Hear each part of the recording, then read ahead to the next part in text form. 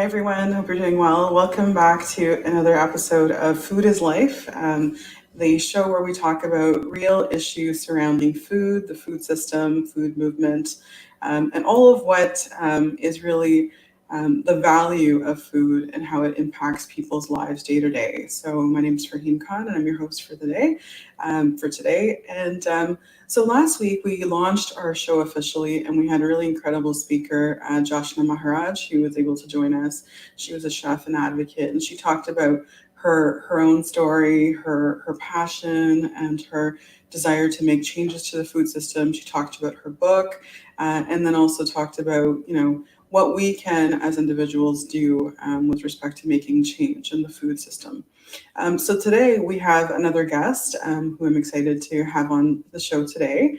Her name's Hayley Lepalme, and I'm going to bring her on, and then we'll do an introduction. So welcome, Hayley. Good morning. Thanks, Farheen. That's great. Well, thank you for being on the show today. We're very excited to have you. Let me just take a quick moment here to do a bit of an introduction so that we know a little bit about yourself, and then I'm just looking forward to jumping into the conversation. So Hayley, you're the Associate Director at Nourish, which is a Canadian organization that works with to unlock the power of food in healthcare, which is quite interesting, to build patient and planetary health. You're a systemic designer and facilitator. You previously led My Sustainable Canada's mentoring program. You are a writer. You were a writer and broadcaster for CBC. You're a filmmaker, and you hold a Master's of Adult Education and Community Development from U of T. And you've spent some time working also as a visiting graduate student at OCAD's MD program in Strategic Foresight and Innovation. Welcome. Thank you. Yeah, I don't know if I would call myself a filmmaker, but I did get to help make one of the coolest projects, a film about an Indigenous woman, actually an Ojibwe hunter, who is part of the work that we do now with Nourish, about the way that she works to bring traditional foods to her patients in her hospital. So otherwise, I think I kind of tag along on a lot of films that my partner makes, but I did get to help make that one. Yeah. That's fantastic. Well, it's always really great to have incredible people like yourself on the show, and to really, have a real conversation on food. So I wanted to really jump into it. Maybe you can start with telling us, what brought you to this work? Why is this work important to you? Yeah, good question. And I think for me, I grew up as the granddaughter of 4 farming families, all who had left the farm by the time I was born and moved to the city for jobs. But my grandpapa Lepalme especially was somebody who, when in Northern Ontario, he moved to Sudbury to work in the mines, he kept a garden in his backyard that was like the size of a swimming pool. And anybody who has a beloved grandparent who teaches them things, I think it's something that really lasts. And so I would say, especially after my undergrad, when I did a lot of work thinking or studying internationally, I realized that I was more interested in working on things that were going on at home. I'm an 11th generation settler in Canada, Franco-Ontarian, and I think food has been a place for me to explore how I am able to bring my love for land that I feel like there is a lot of repair work that needs to happen on, to kind of bring some of that to fruition.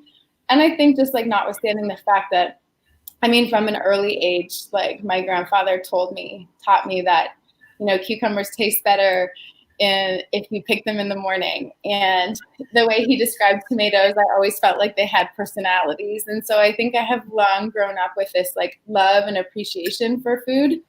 And the work in the food movement, I think, it can be a doorway to work on so many other issues that I care about, issues like climate, issues like reconciliation. And so I think it's just been, I've been doing the work for the last 10 or 11 years. And one of my favorite writers, Adrienne Marie Brown, writes about the idea that we have to make the work of justice work that is pleasurable. And I think through food, you can, I think it is for me. So I don't know. I think that's some of it for me. I'm curious how you got started too. Am I allowed to ask you questions? For sure, for sure. Well, for me, it was definitely a lot more personal as well. Very much my lived experience. We grew up not having a lot. My dad got really ill at one point when we were younger, and so I had to start volunteering at the Breakfast Club. I started working multiple jobs, and it was just being understanding the value of food from a very different perspective of like having to count those coins from a jar that we would never imagine to have to use to go buy a peg of milk, right? That type of thing. So really understanding, I think, from the value of food from like a food access and food equity perspective, I think is really important to me. And then of course my dad as well came from India, and he had like big lands, back home. And so here, like, he dug up the whole backyard, and it was all about the vegetables and the fruits. And, we never had to buy vegetables during the summertime because we had more than enough. And he'd be taking around garbage bags full of tomatoes and passing them out to the neighbors and everybody else. So definitely, some real appreciation for food as well. Yeah. I think that through food we can really experience the abundance that there is in the world, but I mean, like you're describing, also kind of the scarcity when food is not equitably accessible to everyone. Yeah, absolutely. So we were talking about, or we mentioned in your bio that you're working at Nourish. Can you tell us a little bit about what that is and what you're doing there? Sure. So Nourish really wants to see the value of food realized in the healthcare sector. A lot of people listening probably know, it's like as a student going to school, it's like if you don't have access to healthy, nutritious, affordable food, you're not going to learn well. And the same goes for recovery. Food is medicine. Right. And so Nourish is really working to bring food to more central place in health and healing. Something that I think that many people recognize that's common sense, but that has gotten lost in some cases in the health system. Food can often be in the basement, literally and metaphorically, of a hospital, place we go to send our most vulnerable to get better.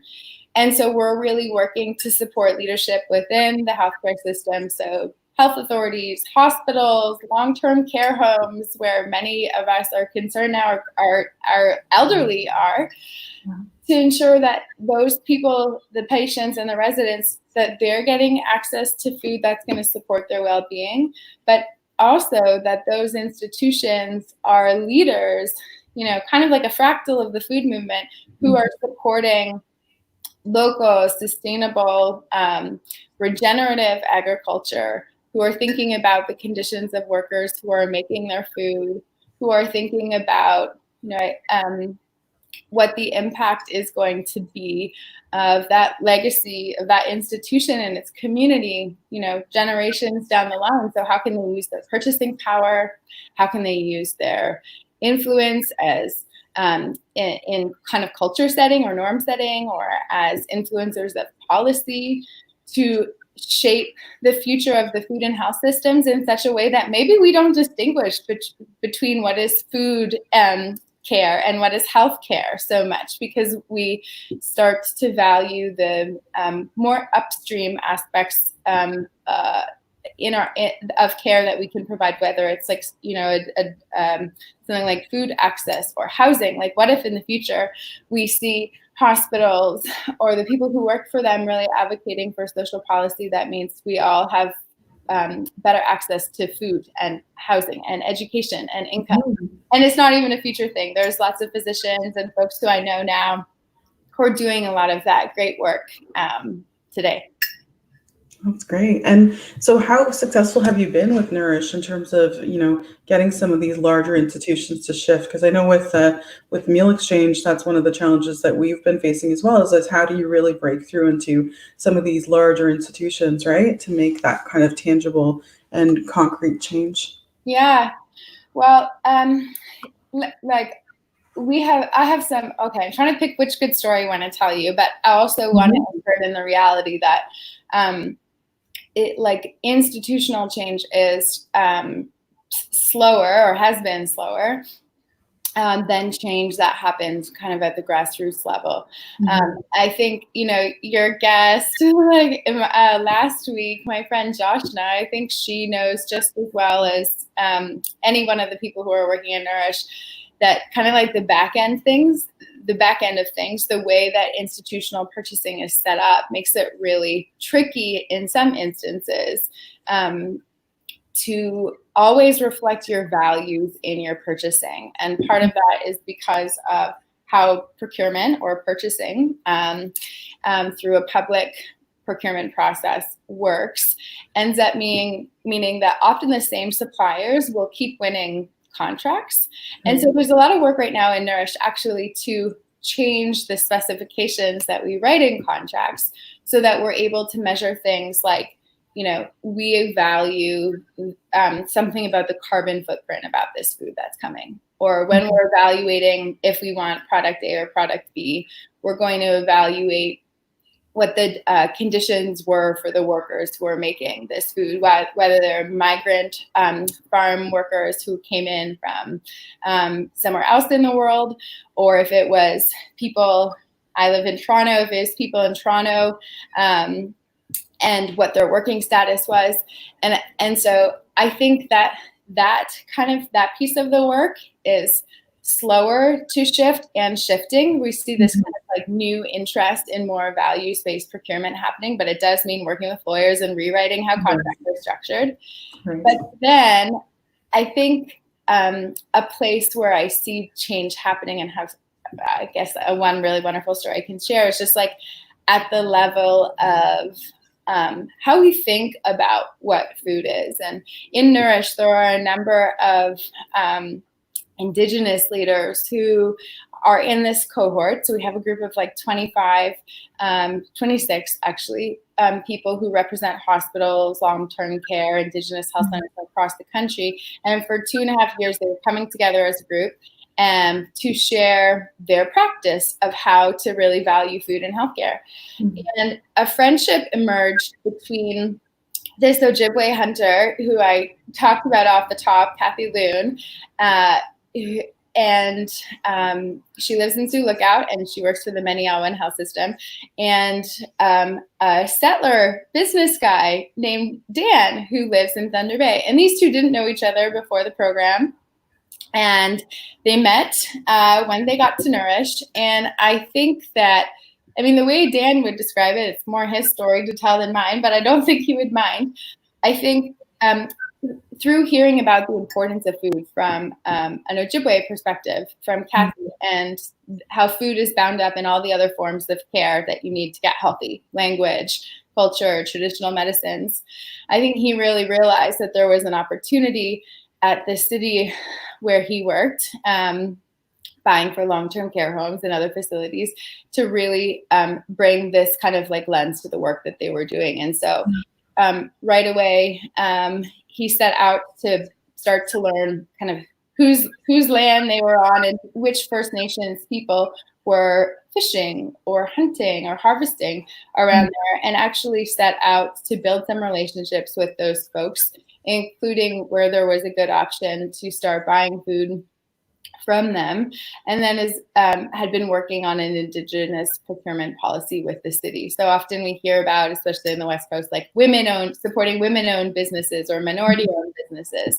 So here was an effort from having met an Indigenous woman to realize in an area that has a lot of Indigenous people from many different nations, our institutions need to be connecting with these people and their food systems more on their terms. And the story gets a bit better because, a year passes, this like friendship is really flourishing between these two people. And there comes a time where Kathy doesn't have enough moose in her freezer at the Meniawan Health Center to feed her 95% Anishinaabe population that's in her care and in her colleagues' care. And with some help from Kathy's team at Meniawan and some help from this new friend, Dan, who had some relationships that were historical that he could draw on, Dan was actually able to help get more wild game donated to the facility through some policy connections that he had. Right. So I think in those kinds of ways, and I have lots of stories like that, when we see at the individual level, the kind of like mindset of people who are working in the system starting to shift. And I think once mindsets shift, then we get to start to see policy change happening. And I think in movements like ours, I think we need people working in all different ways. So, on the ground, on policy, like in the institutions. And I think where Nourish has been successful has been in holding relationships kind of like across those different layers that change can happen. Everything from, actually, I'll cut myself off there, but I think that has been where we've seen success in our work. That's excellent. That's very cool. I mean, I think that, that's like you and your team should be congratulated for all that you're doing, because I think that you're right. It really begins with, that personal individual interaction. It's like when we don't actually know somebody from another community or another, whether demographic, if you will, right? We really don't have that exposure. It's so difficult to really engage until you actually see it. And then it's like, oh, this person's actually there. And this is actually, a representative, but it opens up your mind to a whole different possibility, right? Which is really great. Yeah. So I have a question then. So let's, so that's incredible, the work that you're doing at Nourish. And I wanted to kind of switch gears just a little bit around the issue around food insecurity and sort of this COVID crisis that we're dealing with now. And I wanted to kind of talk about, potentially like what kinds of like partnerships are you seeing kind of emerge in this moment of crisis? Are you finding that there's been more innovative solutions that have come up? Yeah, I mean, I think that, COVID has really thrust the question of food security front and center for so many people that I think maybe weren't always thinking about it, which, I mean, there are a lot of food insecure people in this country, and I think, it is a shame of the countries. But yeah, I mean, I think we've seen so many beautiful responses, like everything from kind of like the way I think about the responses in my mind. And I think this is something I have adapted from the LEAP. I want to give credit where it came from. It probably came before that from disaster management, but kind of like, what's the first response to the crisis? How do we start to rebuild? And then how do we begin to reimagine what comes next? Because we don't want to go back to what was here before. Like the status quo was not acceptable, right? There was not equitable, there was food justice is like not the work is happening in Canada, but we have not arrived at a place where people in this country have equitable access to healthy, nutritious, culturally appropriate food on their own terms. And so I think in the kind of immediate response place, one of the first things that I got really excited about is out west, there was this hashtag trending chopsticks for heroes, and it was restaurants in Vancouver, I think specifically a number of Asian restaurants that started to donate their food to feed frontline care workers. And there's lots of versions of that across the country now. The restaurant industry that's been really hard hit, galvanizing to support, our healthcare heroes. I think we've also seen some rebuilding happening even as the response happens. And here I think of my friend Dave Cranenberg, who is now a farmer and was one of the founders of Meal Exchange. And he decided when the coronavirus really struck and we got on lockdown to start to aggregate the food of the different farmers around him and to help bring them to his consumers with like a door delivery drop. And so it was really playing not just the producer function in the system, but also recognizing that people were isolated, that it was hard to get food, to bring food to them directly. And I think, this is a program that, Food Share has been doing this forever and making good food accessible to people. Lots of good programs like that. The reason I bring up Dave's story is because I think that the way Dave's doing it, I think he's also really thinking about how we kind of retool the infrastructure in the system to reconnect people with the producers that are making food, in an era where maybe farmers markets are not going to be on the table as an option for a while.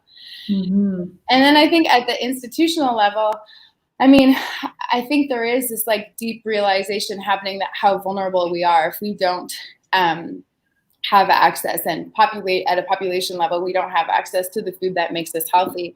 And, I think there are a few like cool things that I have heard about. Again, institutional response is constantly slower than kind of grassroots response. But I think that there has been, we've been hearing from the Nourish cohort that communities that have been doing, or institutions that have more local sourcing, feel that feel more resilience in their supply because they're working with people in their own communities who are supplying food. We've heard of people starting to talk about shortages or difficulties getting food through bigger institutional supply chains. I think feeling that vulnerability obviously cues us of that vulnerability in our system. But I think people are stepping up to talk about, how I hope we see more conversations about how do we diversify our supply chains so that we do have more resilience. And I think for now we see that happening in a way that it's, there's a story again of one of the Nourish innovators who stepped in when a number of First Nation communities spoke out about not having access to food and helped build the supply chain to help get food to that community and warehouse it so that there would be enough food. Where are they going to store it? Right. So I think all of these things are kind of, and this like willingness to collaborate on responses shows us some like pockets of the future, the kind of like more collaborative system that I think we need to have in the future. There's a much stronger place-based element to it, and I think the opportunity with COVID is to realize just how vulnerable our system was and how inefficient and ineffective it can be in making sure everyone has access to food, and starting to be creative and starting to reimagine, okay, how do we want this to be different in the future? Who do we want to have power in these systems? Like, what would it mean to be food secure? What role does food play in those communities? But I'm curious to hear from you, Farheen. Are there any specific collaborations that you have been excited by, or things you've seen coming out of it? For sure. So for Meal Exchange, for example, I mean, we've been, our work has been in the last few years largely also trying to shift like institutionally, procurement on campuses, because we know that students have such a large buying power, and that if we can actually put that towards purchasing good food, there's that trickle effect of like supporting young people, making sure that they're being nourished, and at the same time, really investing in the local food system. And so, but with COVID, like many other organizations, we really had to pivot from our work because a lot of the food systems, the services providers had shut down, the campuses are shut down. There's minimal interaction now on, related to food on campus. So what do we do? And we know that, before COVID even hit, like 40% of students are actually food insecure, generally speaking, right? Which is so unacceptable. So then, how do we, of course, if something like this is happening and students are now, precariously housed, may not be able to stay on campuses. A lot of students are dealing with, our international students can't necessarily go home. So, how do we ensure that they are getting the support that they need now? So we, we're able to do some partnerships with a number of people, including, we're very grateful for the support from the McConnell Foundation. We're working with Food Share in Toronto and a number of different CSAs, 100-kilometer foods. There's so many organizations. We've received some support from, the Sobeys Foundation and so on and so forth. So what we've been doing is really and truly kind of being sort of, helping to get that food access directly to the students in innovative ways, depending on the, the partners that we have. So whether it be getting good food boxes directly delivered to students' houses, registering them with, local community supported agriculture or CSA boxes directly from farmers who can then get that fresh produce to students, right, to their houses, working with local delivery companies to really get the trucks to be delivering stuff. And in other places where they don't have necessarily access to local farmers markets and farms. There's also the support that we're getting from, some of the grocery foundations around gift cards to get students by for the next couple of months. So it's been an exciting time, interestingly enough, right? It's been, it's definitely a difficult and unprecedented time, no doubt. Yeah. But there's that silver lining, I think, that's, nice to see, is to say that, we've got these sort of unpeculiar and unsuspected partnerships that are like kind of, developing in a way that's really tangible, and I think is sustainable in the long run. That's part of the benefit of it, right? This is something that even as meal exchange, I can see us continuing down the line for sure. Yeah. Well, I think the thing that's so beautiful about that story too is like, well, any of these ones is like, it shows us that we have the tools, the capacity, the knowledge to solve these issues today. It's here. It's like COVID-19 is revealing, it's maybe creating a willingness to do that work because it's become unacceptable to not. But it's showing we have this ability. And I mean, in that particular example, like with what Meal Exchange is doing, I just am so excited about this. I think one of the things I learned from you, Farheen, I think is that disproportionately international students are experiencing food insecurity, especially as reflecting the requests that have come into Meal Exchange, and to think that they are going to be met with, a food box that illustrates like what's in season here now and what farmers are growing and bringing out. Like, I think that is the kind of thing, these like food memories last for us. Yes, absolutely. Yeah, and I think that's part of it, right? It's like, and then we are also going to use this as an opportunity to do a bit of food literacy and like engage students and, learning how to use that fresh produce, right? Which they may or may not be familiar with. So it's we're starting on this kind of path, and it looks super exciting for us as well. And we're doing something really meaningful, right? Which is really key for us. So we only have a couple minutes left. So I wanted to know if you had any last minute thoughts that you want to share with the audience about the value of food or what they can do to make a difference. Yeah, I mean, I think everyone inherently is born with a knowledge about why food matters to them, whether it's because of good memories and experiences that they have with it, or it's because of an absence of things. Like, I think about survivors of residential school for whom food was used as a form basically of torture. And so in that instance, like, withholding of food or forcing specific foods on people. And so I think that the way I think about how change happens is really if we reconnect with what our relationship is with food and work to kind of heal that if it needs healing, or amplify it if it is a positive thing and has principles in it for the world, then to just like reflect on what you want your relationship with food to be. And I think there's a lot of structural injustice around that. And I think that, I mean, Joshna last week talked about her relationship to food. We started a conversation this week with, mine and yours. And I think there's a lot of source material in those individual relationships we have with food that give us clues about what sorts of things we might find purpose in doing. And so I'm pretty nervous of strategies that say buy with your dollar, because I think or vote with your dollar. I guess you're going to buy with your dollar, because I think that they can obscure some of the structural injustice in the food system. But I think that if you are somebody who has that ability to do that, then maybe be looking around and understanding kind of where there are barriers in the system and to speak up. And I think a form of speaking up can be,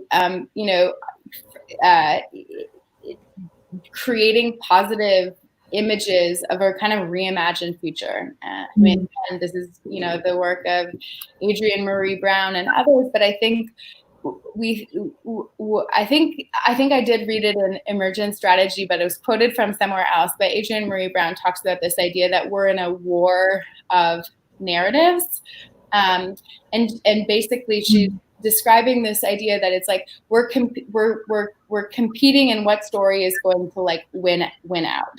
And so I think if we can tell the most compelling story about a future where culturally appropriate food is available to everyone, and communities are growing their own gardens. They've turned their hospitals into these like garden complexes that have some acute care wing, but then they're co-located with access to other social services that address more upstream determinants of health. There are these places that are conscious of the carbon footprint of a community, and they're working to build food sovereignty. Whatever your vision of the future might be, like putting that out there, like putting that narrative in the ring to say, actually, like this is an image of the future that's worth fighting for. The current one isn't good enough. Like I think that is a really important part of struggle to bring about food justice. For sure. Well, thank you again for being on the show today, Hayley. It's been such a pleasure to have this conversation with you. So thanks again, and hopefully we'll see you again soon. Yeah, thanks for having me, Farheen. And I'm so excited watching the work that the Meal Exchange staff are doing and that you're doing. And I've been following along on Instagram and just seeing them kind of bundled up, masked, going to do drops, just like really, a quick pivot and a nimble response to this, and just so much gratitude from me for that work that you and the team are doing. It's really amazing. Thank you so much for your support. Okay, take care. Thank you. Bye. Okay, so there you have it. We just, had a really great conversation with Hayley Lepalme about the work that's being done in the healthcare sector, talking about the value of food and its impact on people's lives. We talked about food insecurity, and despite the fact that we're in a place of crisis and in a pandemic, we're realizing that there is still a silver lining, and that there, although there's gaps that are being identified, we're finding creative and innovative solutions to really make them, to address them in hopefully a way that can remain sustainable. So that's it for this week. Thanks again for watching. I look forward to seeing you again next week. Until then, take care.